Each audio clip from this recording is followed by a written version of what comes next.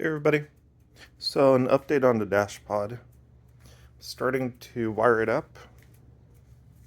Let's take a look. So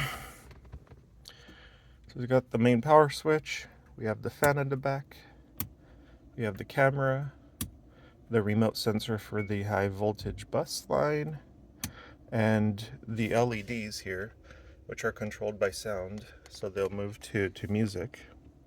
So far I have the front camera mounted.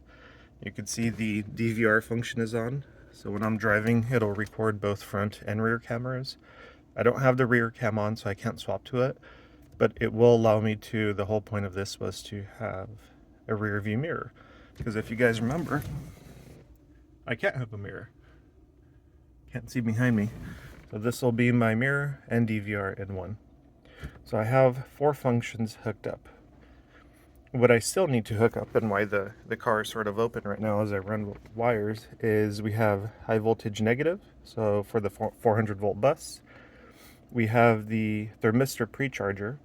This allows us to turn on the positive side of the high voltage line without blowing up capacitors. So this will slowly add about 20 ohms of resistance and let the capacitors fill up. Then we can turn on the high voltage positive and swap the precharger off.